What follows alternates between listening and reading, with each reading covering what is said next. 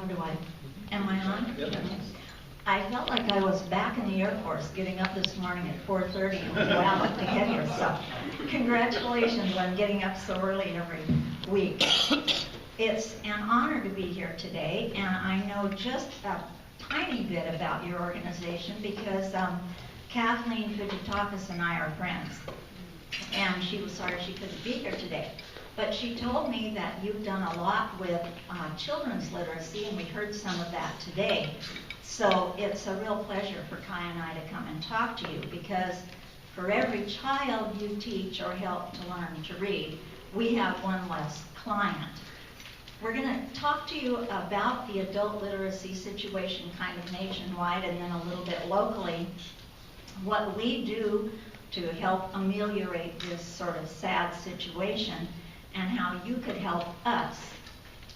How many of you read something before you came in this morning? Did you read the morning newspaper? Right.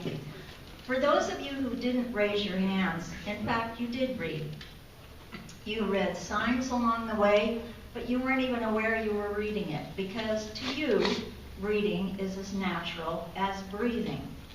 But for about 30 million adults in our country, reading is not available. It's not part of their lives.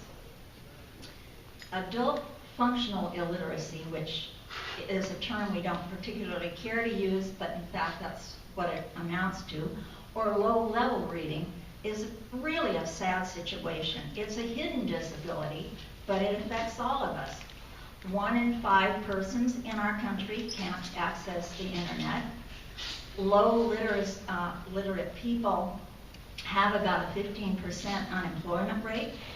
75% of our nationwide, so it applies here in our state as well, prison inmates didn't finish high school, and about 66% of them are functionally illiterate. And of course, even locally, our appalling dropout rate, which in some schools is approaching 30%, means that we are losing youngsters who are graduating without this ability. Studies by Pro-Literacy, which is a national organization that we belong to, shows that there are added costs to our country of $230 billion to annual health care, and a loss of annual tax revenue of nearly that much due to low literacy. It affects us locally. The high unemployment leads to crime, more welfare, lower taxes for the county and the municipalities. Now, we don't want to imply that everyone who's not working these days is illiterate. That's far from the case. But many more of them are stuck in low-level jobs, and they won't be able to be where they need to be as we recover. And of course, thousands of us are driving along the roads every day beside people who are not reading warning signs. They don't know if it says the road ahead is closed or you need to move over or whatever. They're using prescription drugs and they don't really know what they're taking. They're dosing their children without understanding the risks they may be taking. They bring propane heaters into their homes because they can't read the warning labels. They can't vote properly. And of course, we have a growing number of immigrants into our country. And in so many of these families, the kids are running the family because the parents can't read and write English and can't communicate with the teachers. If you take your little child to the teacher and he's the interpreter and the teacher has something bad to say about that child, yeah, well, we know how that is. And if you're a woman and you take your child to your gynecologist, maybe not.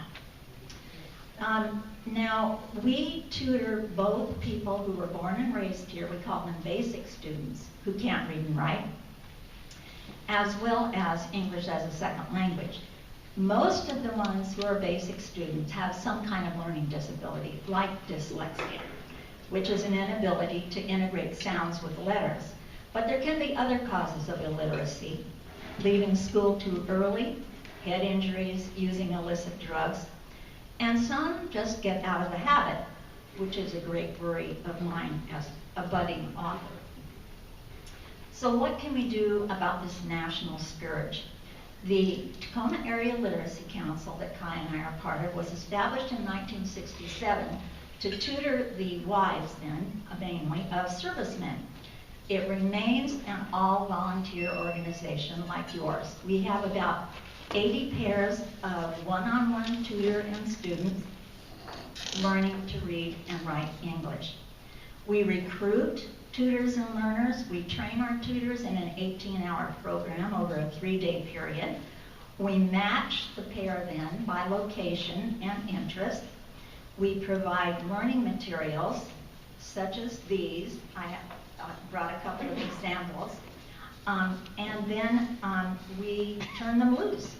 So when you go out to tutor your student, you do the lesson planning and it's just you and your student. Our method is each one, teach one.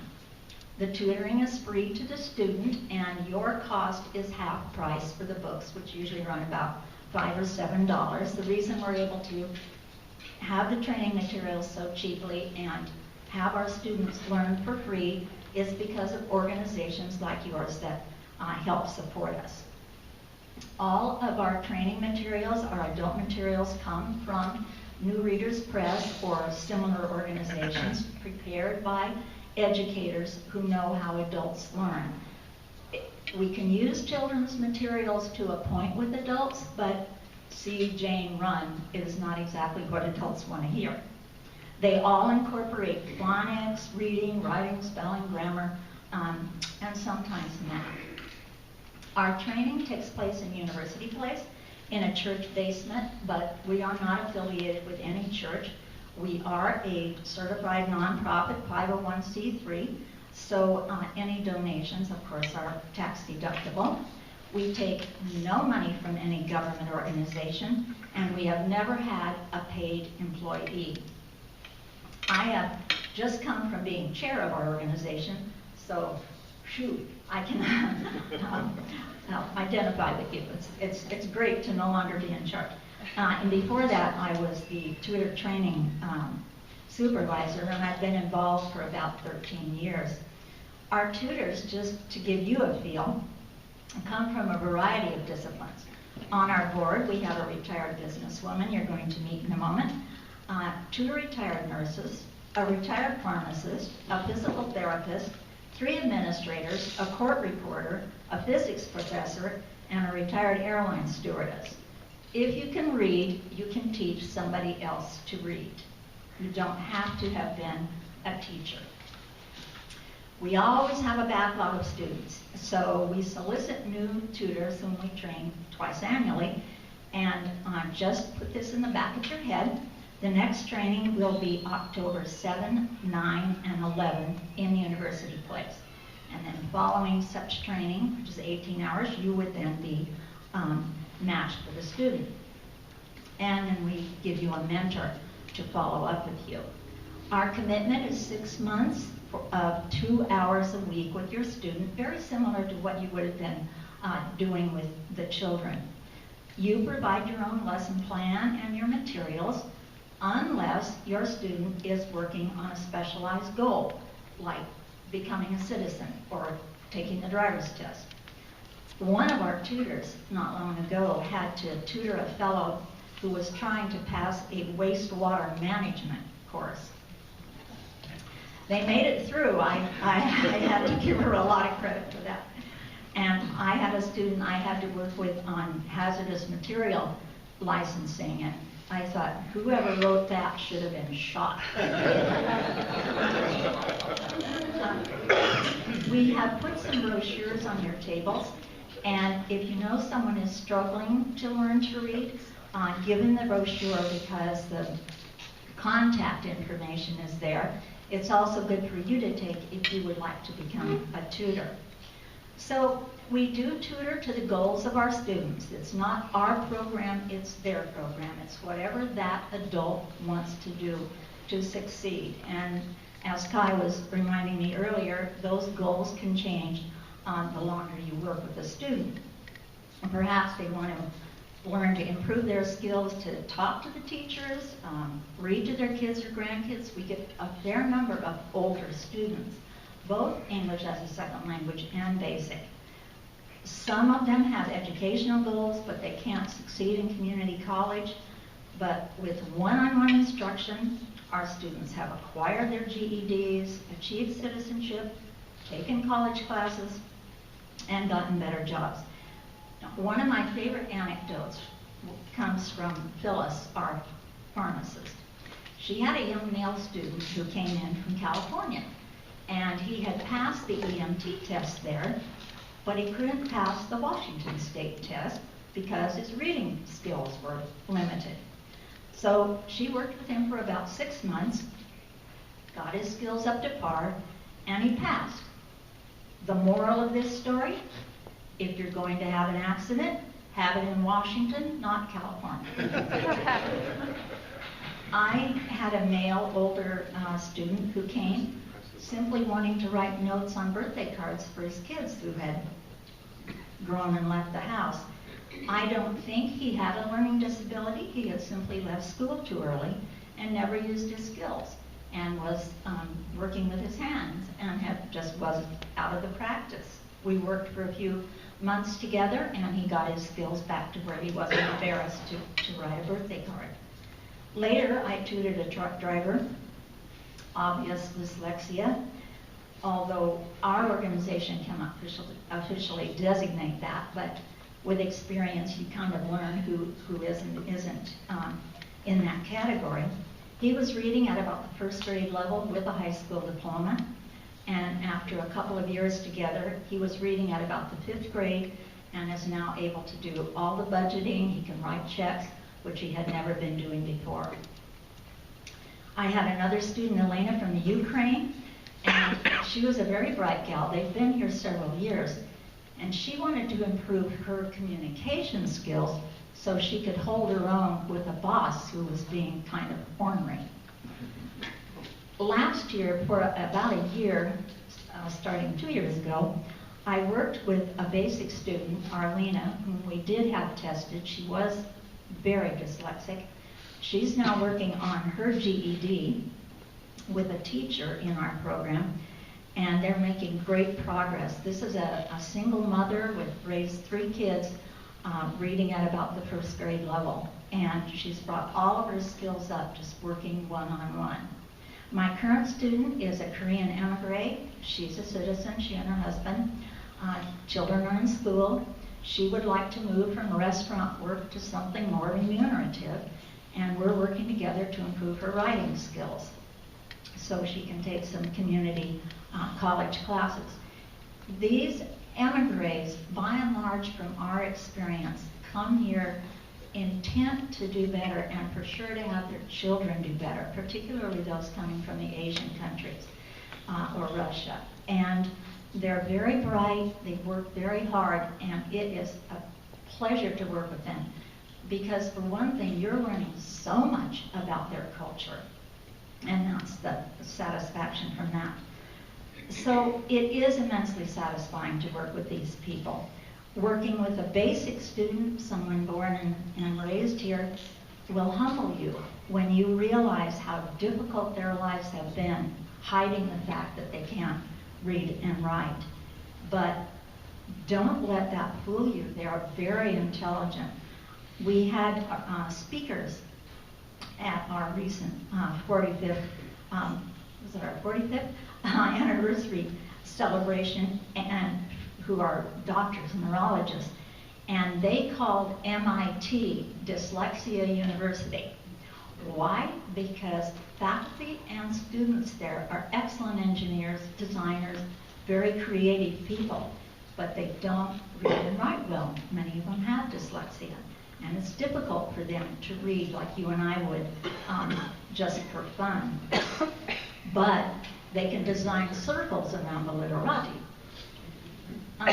So if you have time, we would love to have you consider joining us as a tutor.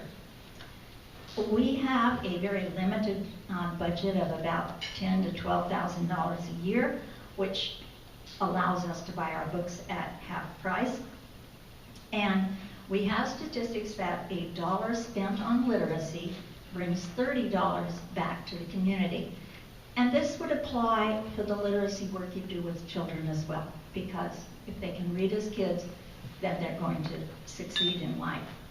So last year, our total little organization's contribution, if you will, to the community yielded over, if you want to put it in monetary terms, $250,000 to the county in services that the county, the government, the taxpayers did not have to provide.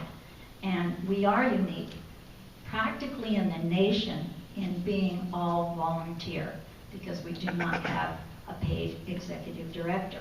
I have visited other literacy organizations across the country, all of them with paid executive directors who spend a lot of their time getting grants to pay themselves.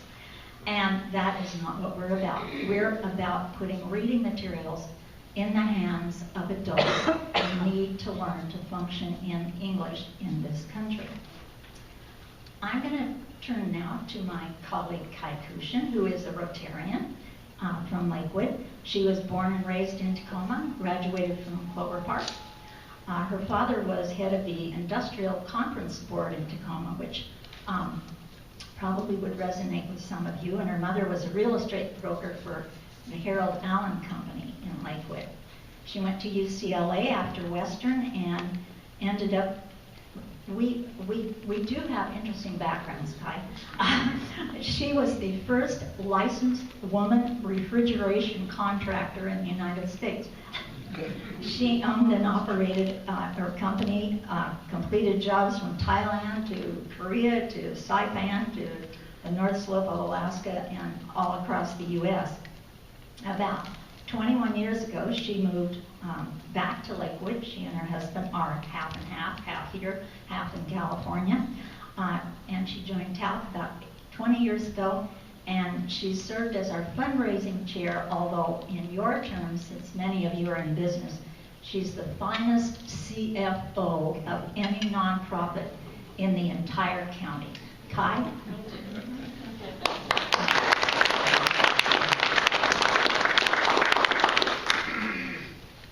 I'm not sure how you follow up on that. Maybe I'll just quit now while I'm ahead.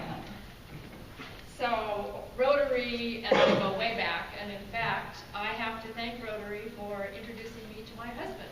And we just celebrated our 35th anniversary.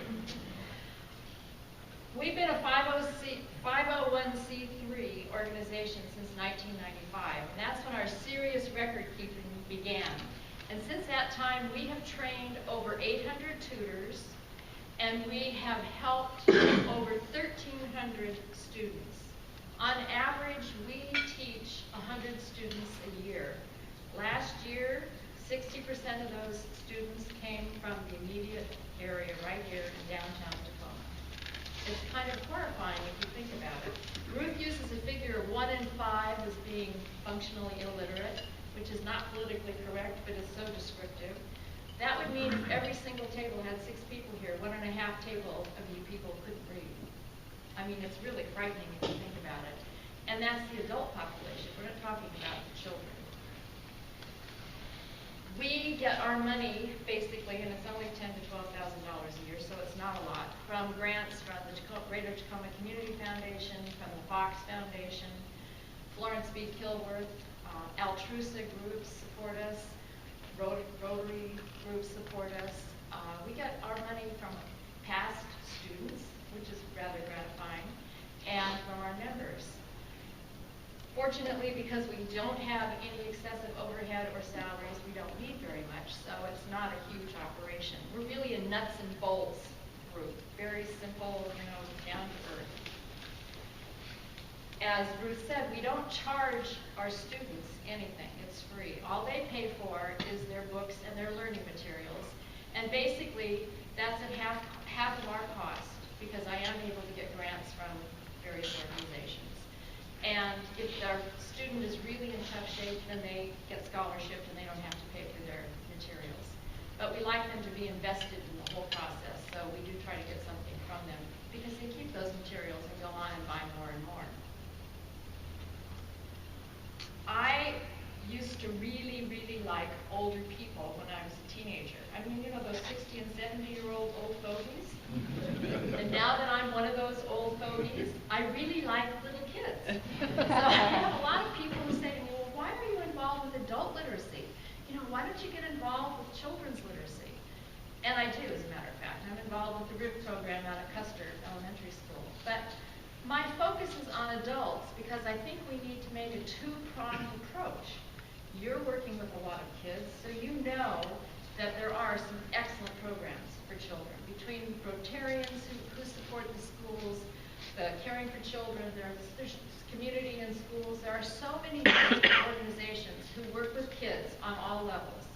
But there aren't that many who work with adult literacy.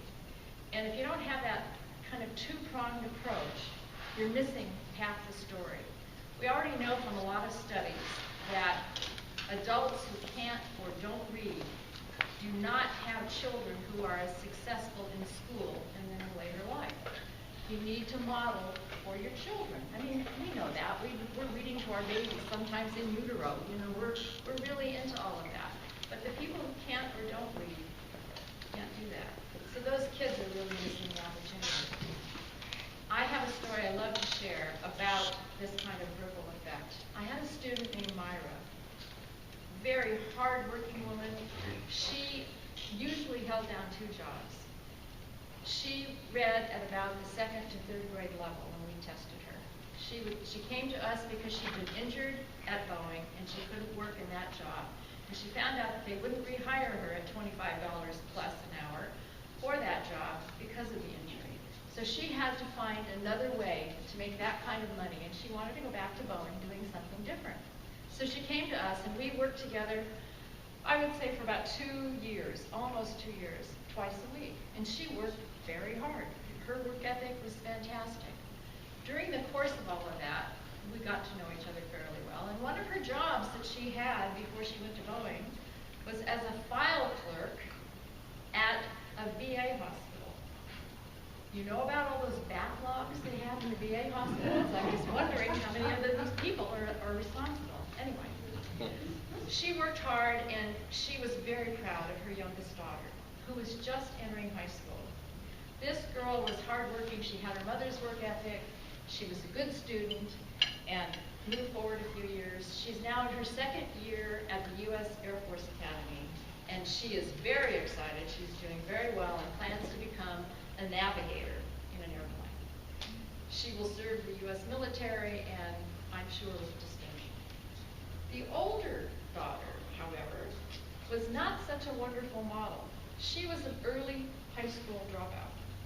She went to high school about a month and decided, you know, she didn't need no diploma. She didn't need no graduation. She knew it all. She was smart enough, and she could get a job when she was 18 for $7.25 an hour. And wasn't that just enough? It's like, oh my God. Anyway, Myra worked on her and worked on her, but they were just miles apart. So Myra was continuing on with her life, and her older daughter came back, pregnant, no job, no husband, moved in with Myra, and Myra kept beating up on her and beating up on her. Go get your GED. If you won't go back to school, at least get your GED. She finally has done that, and now she's in nursing school. So she's on her way. She's going to be okay. She's 22, and she's finally settled down. And the 4-year-old grandson was read to by Myra, Grandma Myra, from day 1. And according to Myra, before that kid gets into kindergarten, he's going to know how to read. She believes that this is the best thing that ever could happen to him. So we have this ripple down effect. We've got 3 generations that are affected. You can't just attack the young ones. You've got to kind of get them all. And Myra is now a quality control manager at Boeing. Every day she writes reports, she reads specifications, and she checks little machine parts that come through to make sure that they match the specs, or she rejects them. The number of rejects are scary, but anyway, that's another story. She is doing very well, and it's stories like hers that have kept us all going for 46 years.